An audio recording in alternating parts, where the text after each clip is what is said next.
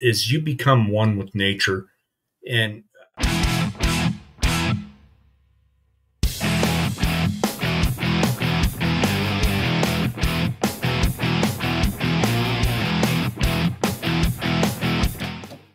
hey there, carnivore hunters. This is Rick. Hey, and this is Doug. And Rick, before we get started, I just heard here recently there was this vegan and a vegetarian. They had a contest. They actually both jumped off a cliff to see who would hit the ground fastest. Who won? I don't know. Society. Ain't that the truth? Hey, yeah. So, like I said, we wanted to talk to you guys today about why we think carnivores should hunt. And from our point of view, hunting and the carnivore lifestyle just kind of seem to go hand in hand. And the nutrients you get out of your venison is going to be very similar to what you get from your beef. However, there are going to be some benefits with venison over beef. And so just as an example, if you bought some 93.7 protein to fat from beef, and a quarter pound of beef, that is, you would get 24 grams of protein out of the beef. You would get 4.5 grams of fat from the beef, 60 milligrams of sodium, and 330 milligrams of potassium. Whereas the venison, you're going to get 25 grams of protein. So you're going to get 1 more gram of protein than you would from beef. You're going to get 3 grams of fat. So you're going to be 1.5 grams less of fat, which you've heard us say in some of our other videos. If you're hunting deer or elk or any other game meat, you're going to have to add extra fat anyways. Right. And then the venison's going to have 105 milligrams of sodium, which actually surprised me. Actually, so these nutrients we're getting for the venison is from a brand called Broadleaf. So I don't know if that has something to do with the processing, but still, it's, what is that, 45 milligrams more of sodium, and then 380 milligrams of potassium in your venison. So again, could be processing. I don't think so, but you're going to get a 50 milligrams more of potassium from your venison. Absolutely. And we know as carnivores, none of us are buying the 93.7 ground beef, but we were trying. Venison is so lean, we were trying to get as close to apples as we could for this comparison. So yeah, and so the biggest drawback with the hunting for non-hunters that are interested in getting hunting is going to be your initial startup cost, which is going to be pretty high because you got to buy a weapon, you got to buy clothing, whether it be camo or blaze orange. You're going to be buying a rifle or a bow if you want to do archery. And then the training actually is relatively cheap. Most, if not all states require you to have some sort of hunter safety training course. And here where we're at, it's a pretty cheap investment. It's probably $10-20 to get that training. I can't speak for the other states, but once you have all your gear, the only thing a hunting trip is going to cost you is the price of gas, because you're going to have to drive a little bit further than you normally would, say like to work or the grocery store. And then ammo, which a box of ammo, unless you're doing a lot of target shooting, a box of ammo literally can last you years if you trust your gun. And then your licenses. And I made that plural because, for example, Doug and I and our dad, we typically draw for a deer and an elk every year. And then this year, Doug and I took it a step further and got a couple of bear tags. So, just whatever you can afford in licenses, your trip is going to be relatively cheap once you get past all the initial startup costs. Yeah, and licenses, it's going to vary. Obviously, we're residents here in Colorado, so residence licenses are pretty much universally less expensive than non-resident licenses. But so it's gonna, and that's gonna vary from state to state. But usually, if you can get a good resident license, it's not even that expensive anyway. Mhm. Now, when we look at the food, we figure food we're going to buy that anyway, right? Whether we're in hunt camp or at home, especially being on the carnivore diet, we're going to eat the same stuff anyway. So that really don't even consider that an additional cost, unless we go out to eat maybe one night, 1 or 2 nights. Because we usually show up a little bit early and then uh, have a couple dinners out just as an additional relaxing time. But Yeah, and actually, some of the food you may bring might be from the previous year's hunt, yeah, so it's going to be cheaper anyways, and we're going to get into that right now. Um, so processing the meat is cheaper if you do it yourself. If you do it yourself, processing is free. Or if you know a butcher, which we do, in the last several years, we've opted to use a butcher. I have processed plenty of my own meat, but between all the other vacations and the time off I take during a year, it just makes more sense the last couple of years to have a butcher process the meat for us. And it's a butcher that my dad has known for years and years, and so we trust the guy. yeah, absolutely. And the pricing is really good, and it's going to sure vary from state to state. So you'll want to look into it where you're at. There's definitely professionals out there that do it, or if you know somebody who will do it for you, that's even better. But for my deer, cost me $135 this year, and we got roughly about 85 pounds of meat. So it really worked out to 63 cents a pound for all of that meat that I got. Yeah, and we got a nice big old liver out of that too. If you watch this video, um, we got a really nice liver out of that too. That Mhm. we couldn't eat the whole thing. But at the previous year, Dad got a really nice bull elk, 5x6 bull elk, and he paid $225 to have that processed, which got us about 175 pounds of meat. And so the cost was like 78 cents per pound to process that elk. And if you compare this with what ground beef is going for currently, when I recently looked it up, it will say at a grocery store like King Soopers will have, it currently has 80/20 ground beef for 5.99 a pound. And as you go up to the leaner stuff, of course, that gets more expensive. As carnivores, we don't usually go for the leaner stuff, and that is an additional cost for us, is because we do need to add that fat back into the meat that we have now. So, if you have some tallow laying around, or if you make your own brisket, save the fat so you can render your own tallow and add it to the meat later. Yeah. Yeah. So another benefit with being a hunter is you become one with nature. And a good example of this is I was out hunting a few years ago, and I this particular year I did not draw a deer tag, so all I had was an elk tag, and I was sitting in my tree stand one day, and this small 3x3 buck and a couple of does go walking by me, and so I wanted to test out my deer call just to see how they would react. And so as this buck's walking by, I let out a couple of blurts, and this buck turned around. Actually, the buck and the does turn around and look at me, and eventually the buck starts walking towards me, and so I had to kind of stand up and show him, hey, I'm a human, uh, and he kind of hesitated, and then he and the doe started to hastily walk away from me, and as they're walking away,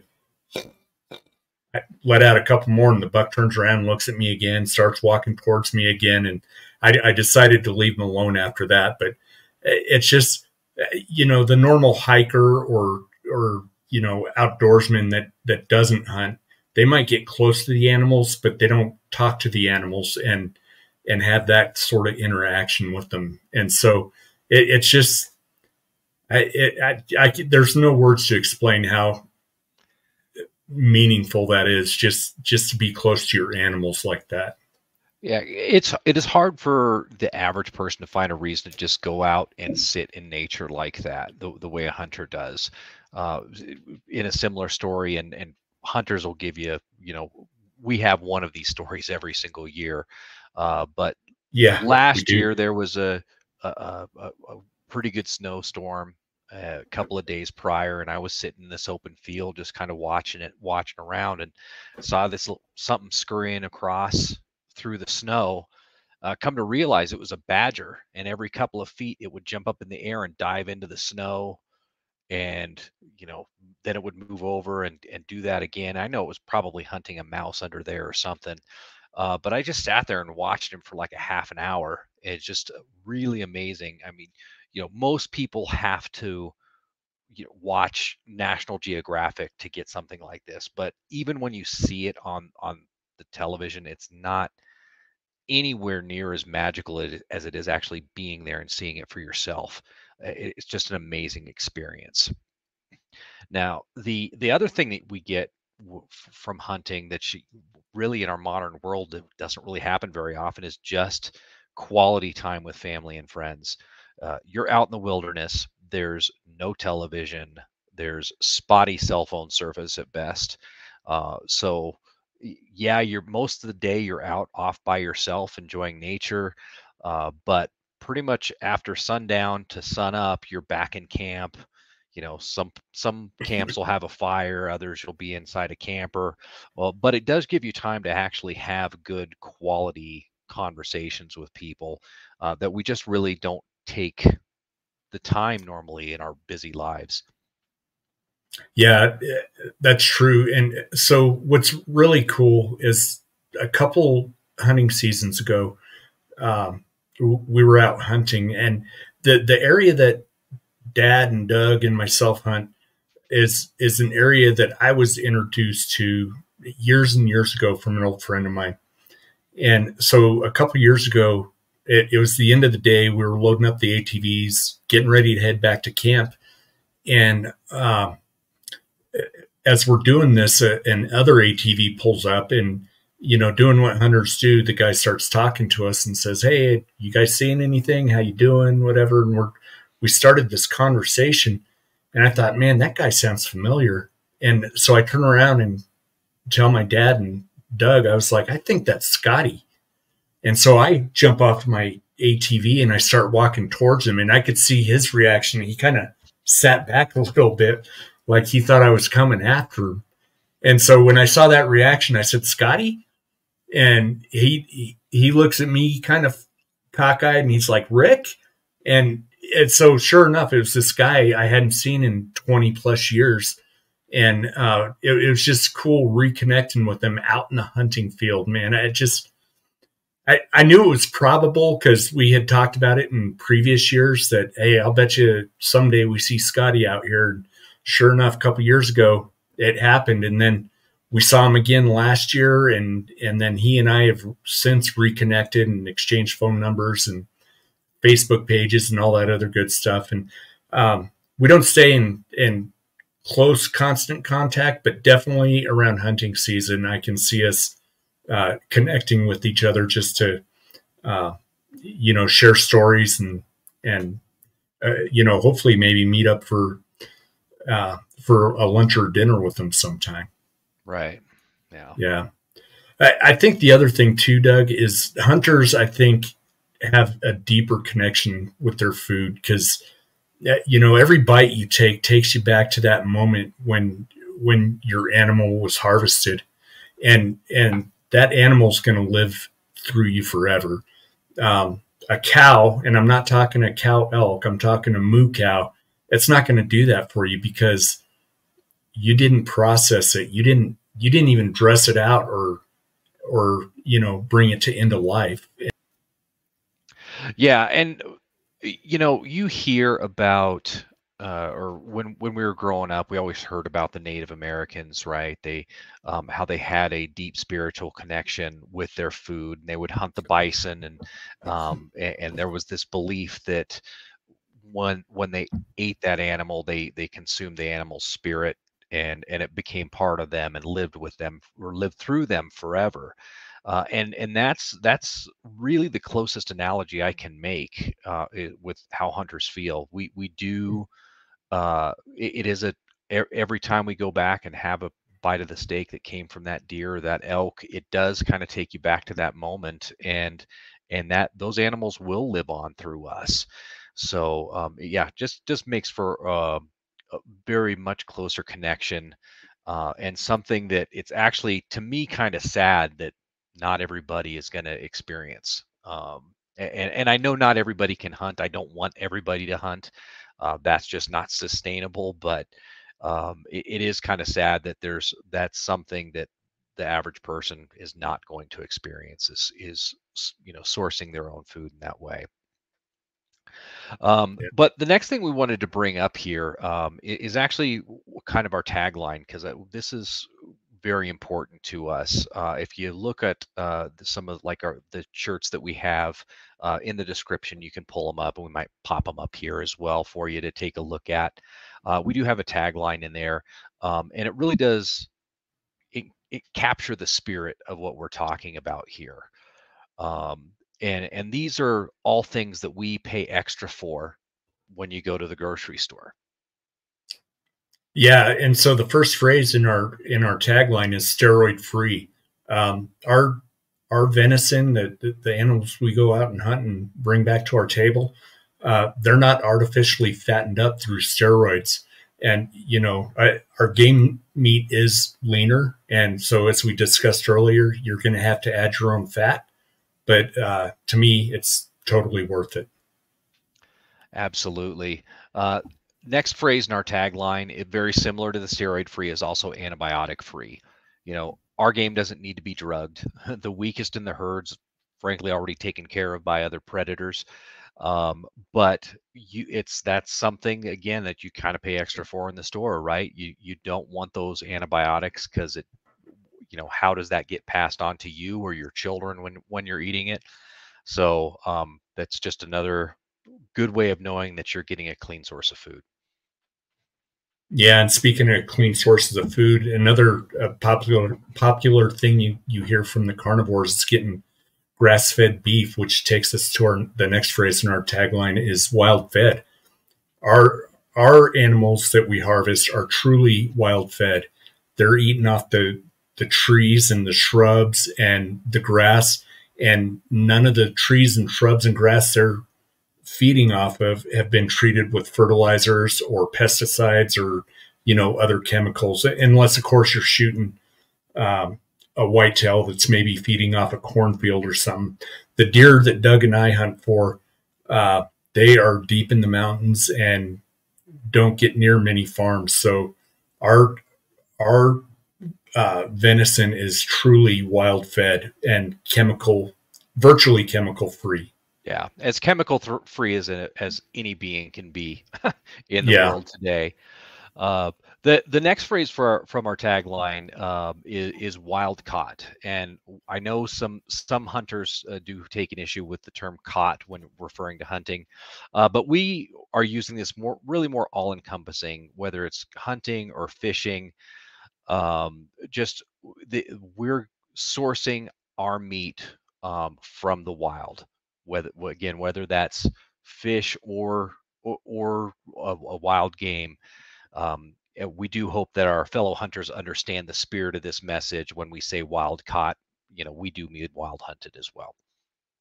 Yeah, and if you listen to a lot of the carnivores that have much more experience in this than Doug and I have, they talk about when you do go buy your salmon or your sardines or whatever fish you're buying, make sure the packaging says wild caught, and so that's why we chose to include this in our tagline. And the last thing on our tagline would be field to table. You hear from a lot of vegans from farm to table. And here again, we have the same problem with chemicals and fertilizers and stuff. So all the vegetables these vegans are eating are, farm to table is great, especially maybe if it's organic, but you can't always guarantee that. With the wild game that Doug and I are hunting, it is field to table, and they're chemical free. Yeah, absolutely. And with us, we no longer process the meat ourselves 100%. We do have a butcher for that, but we do have a video from this last season where we processed the liver from the deer that I harvested this year. So we got it one day, basically marinated it overnight, and had it the next day. You don't get any Yeah. more field to table than that. Yep. And it was delicious. Yeah. So now, if you guys are interested in getting started in hunting, don't let the startup costs really stop you. You can, you don't have to go all out and buy the most expensive stuff right off the bat. There are ways to kind of, buy a little bit cheaper initially. My first hunting backpack was really kind of a piece of junk backpack, but it got my gear around where I needed it to. Today, I have a much nicer backpack from QU that it's a lot more comfortable and easier to wear all day. But again, starting out with something that's not quite as expensive initially, not too bad. Yeah, and there's Christmases and birthdays and whatever anniversaries, whatever. So ask for those specific items as you work your way into this, and even gift cards, to Cabela's or Sportsman's Warehouse or some of these other big box stores. You can work your way into it.